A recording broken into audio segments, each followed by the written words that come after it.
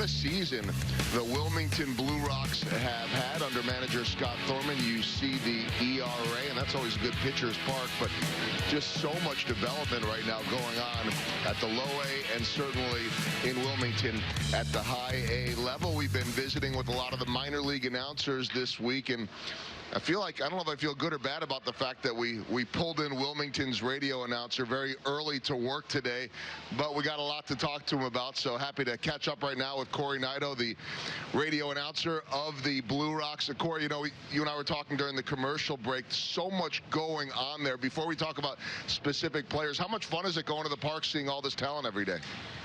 Joel, it's been a lot of fun. The pitching staff has been fantastic. You mentioned the team ERA.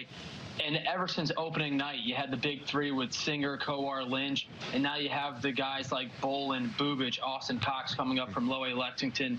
Here at Wilmington, every night it's a treat to come out to the ballpark because you're almost expecting to see dominating pitching performance. And we just see the line scores, occasionally some highlights, and that's what we're seeing. We're following along every night. But you're there in person. I don't care what level you're at. A no-hitter is hard to come by. I've been 12 years here. I've seen one, John Lester against the Royals in 08. Tell me about Jonathan Bolin's no-hitter. Jonathan Bolin's no-hitter was really impressive. It was the first one in nearly 2 decades for the Blue Rocks, and he was just dominating. He said that he realized he had a no-hitter going in the 7th inning and actually told me that he wanted to crack a joke in the dugout because he thought it was too tense. Wisely decided not to, but he was just on point. He was locating his pitches, and for a big guy, he's able to really pinpoint his control. He has a repeatable delivery, and that really played into it. And like you said, it's not easy to throw a no-hitter. A lot of things have to go right, and it did for Bolin, and it was a historic night. If I were to ask you about the dominant lefty there in the rotation, I guess you could go in different directions, but such a good draft for the Royals last year. Let's start with the kid out of Stanford. What makes Chris Boobage so good? Chris Boobage, Joel, is just a competitor. He's very analytical. He's always looking to improve his pitch repertoire, and as you see here on the screen, he's just racking up the strikeouts. He leads all of minor league baseball with 182 punch-outs, and he has a 3-pitch mix: fastball, curveball, changeup. And what's really interesting with Chris, he can have his fastball from 90 to 95 miles per hour. He doesn't always have to throw 95. His curveball is really becoming a weapon for him. That's what has been developing nicely for him, but his changeup is just lethal. He's been throwing it since he's been 11, 12 years old. It has fantastic movement, and that's his go-to pitch, and he's been lights out this year. I guess I could say a lefty that went to a really good school, and that could be describing either Chris Boobage at Stanford or Daniel Lynch from Virginia, both in the same draft class. Maybe a little bit on Lynch. What makes him different than Boobage? I know they're both having great seasons. Lynch is just a competitor as well, and he has a little bit more power to him. The fastball usually up in the mid-90s more consistently, and it was really a shame for Daniel because he suffered some arm discomfort, and that was on the heels of 22 consecutive scoreless innings. He earned a Carolina League Pitcher of the Week award during that stretch. He was our opening night starter, and he also was a midseason all-star this year. So Lynch, a little bit more of a power pitcher in terms of velocity, but he's able to pinpoint his command as well and use all of his pitches.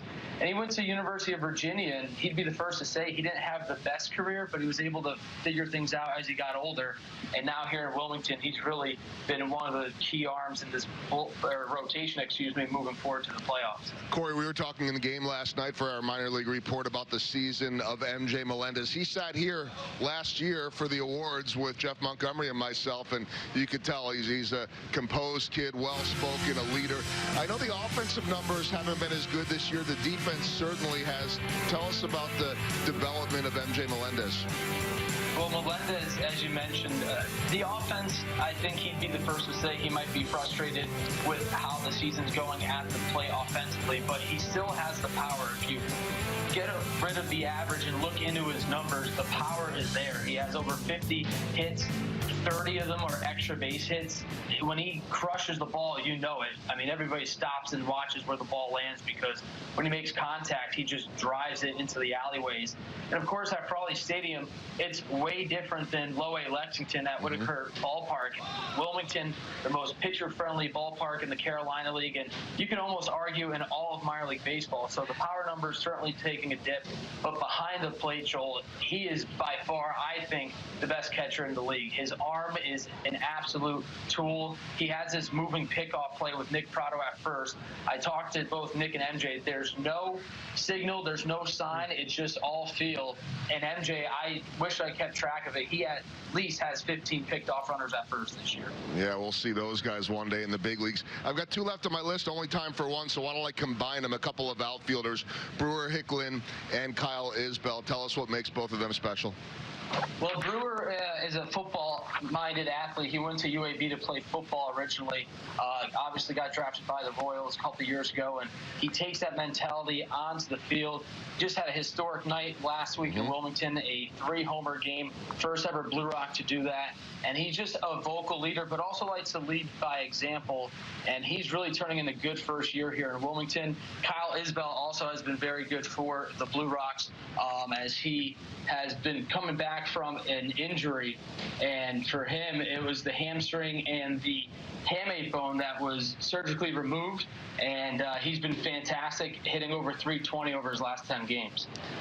It's unbelievable. We're just scratching the surface. Hopefully we hit a lot of the big names. But, Cory, thanks so much for the insight. We know that you're looking at a lot of the future of the Royals. Thanks for doing this.